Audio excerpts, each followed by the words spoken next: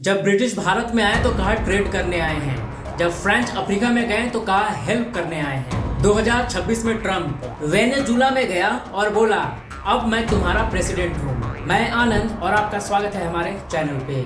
आज की स्टोरी सुनकर तुम्हें बिलीव नहीं होगा। एक सिटिंग यूएस प्रेसिडेंट ने दूसरे कंट्री के प्रेसिडेंट को लिटरली किडनैप कर लिया, रात में घर से उठा लिया और ट्विटर पर ट्वीट कर दिया आई एम द प्रेसिडेंट नाउ। और ये सिर्फ इमेजिनेशन नहीं है दोस्तों, ये रियल में हो चुका है। वेनेजुला में साउंड्स लाइक अ मूवी, पर ये रियल है, ये 2026 है और ये ट्रम्प है। तो बिना देरी करते हुए लेट्स डाइव इन।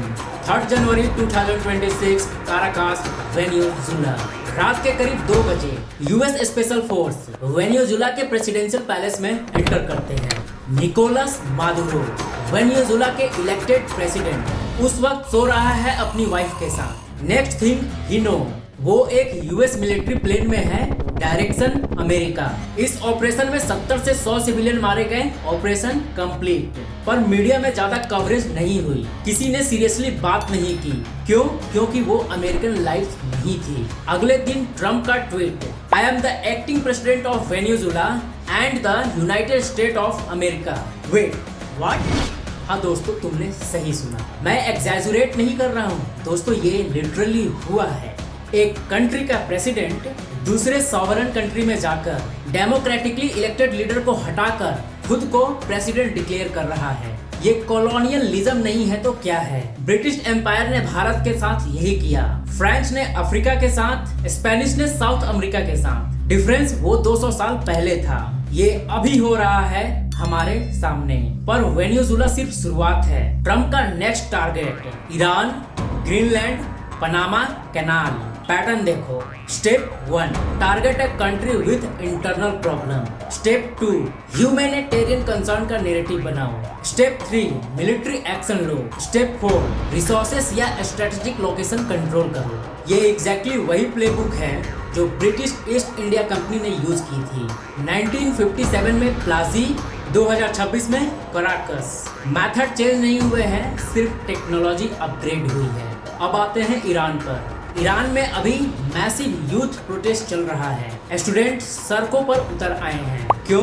क्योंकि वहाँ पे इन्फ्लेशन बहुत ज्यादा है, इकोनॉमिक सिचुएशन खराब है, गवर्नमेंट बहुत स्ट्रिक्ट है, फ्रीडम ऑफ स्पीच नहीं है। गवर्नमेंट का रिस्पॉन्स 2500 plus youth dead in just day.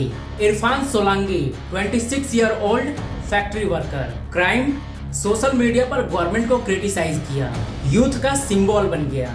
Government ने उसे पकड़ लिया, 5 से 6 दिन में ट्रायल खत्म। Punishment death. पेरेंट्स को सिर्फ 10 मिनट बात करने दिया और धमकी दी, किसी और को बताया तो तुम्हें भी मार देंगे। लोगों ने अपनी आवाज उठाई तो गवर्नमेंट ने क्या किया?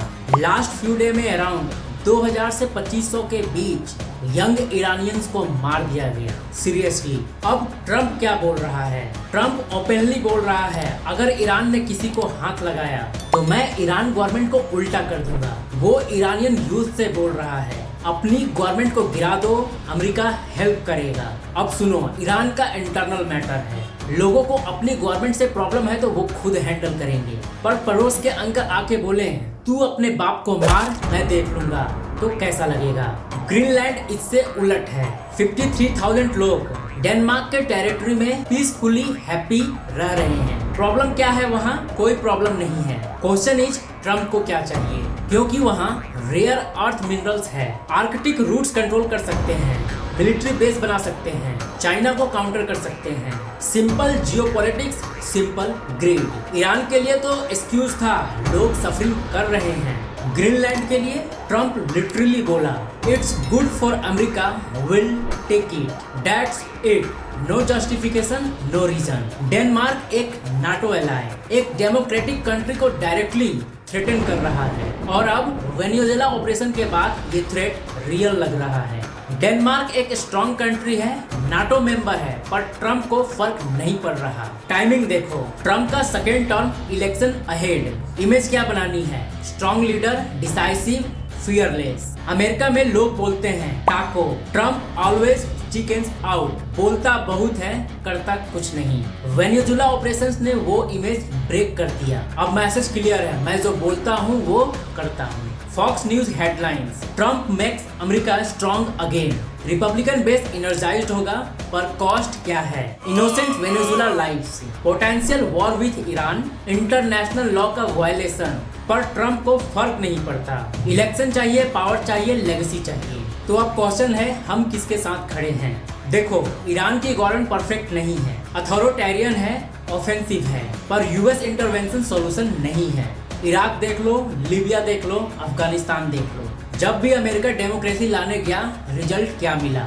मोर केओस, मोर डेथ, मोर सफरिंग। ईरान के लोग खुद अपनी गवर्नमेंट से लड़ रहे हैं, ब्रेव हैं, रेजिलिएंट हैं। उन्हें फॉरेन इन्वेंशन नहीं चाहिए, उन्हें सपोर्ट चाहिए। पर ट्रम्प सपोर्ट नहीं कर रहा है, वो अपॉर्चुनिटी एक्सप्लॉइट कर रहा है, और यही कॉलोनियलिज्म का कोर है। हम तुम्हें बचाने आ रहे हैं, ये कहानी पहले भी सुनी है, 1850 में भी यही कहा था। दोस्तों, मैं क्लियर कर दूं, मेरा स्टैंड आइडियोलॉजी बेस्ड नहीं है, ह्यूमैनिटी बेस्ड है। ईरानियन गवर्नमेंट रॉन्ग है तो रॉन्ग है, अमेरिका इंटरवेंशन भी रॉन्ग है, वेनेजुएला में कोप रॉन्ग है, ग्रीनलैंड को थ्रेटन करना रॉन्ग है, पावरफुल कंट्री वीक कंट्री को बुली कर रही है, और हम कॉमन पीपल सिर्फ देख रहे हैं। ज्यू हो, क्रिश्चियन हो, मुस्लिम हो, हिंदू हो, इनोसेंट लाइफ की कोई वैल्यू नहीं रहते। पॉलिटिक्स पावरफुल लोग खेलते हैं, बिल कॉमन लोग भरते हैं, पर हम चुप नहीं बैठ सकते। अगर कल चाइना अमेरिका को बुली करे, मैं अमेरिका के साथ खड़ा रहूंगा। अगर अमेरिका ईरान को बुली करे, मैं ईरान के लोगों के साथ खड़ा रहूंगा, क्योंकि ये स्टैंड विक्टिम के साथ होना चाहिए, not with aggressors. 2026 modern world, United Nation, international law. फिर भी एक कंट्री दूसरे कंट्री को इन्वेट कर रही है, फिर भी कॉलोनियलिज्म जिंदा है, सिर्फ नाम बदल गया है, एम्पायर अब डेमोक्रेसी बन गया है। ये कॉन्वर्सेशन जरूरी है। कमेंट्स में बताओ what's your take, like, share, subscribe, क्योंकि ये स्टोरी मेन स्ट्रीम मीडिया नहीं दिखाएगा। This is Anand Kumar and this is the reality. और एक रियलिटी चेक दोस्तों, ईरान में एक 26 साल के लड़के को 5 से 6 दिन के ट्रायल करके फांसी दे दी जा रही है, और हम अपने यहाँ एक मूवी रिलीज करने के लिए सालों तक कोर्ट में लड़ते रहते हैं। एवरीथिंग इज पॉलिटिकल, हर चीज। पावरफुल लोग अपना गेम खेलते हैं, कॉमन पीपल सफर करते हैं। जय हिंद, जय भारत।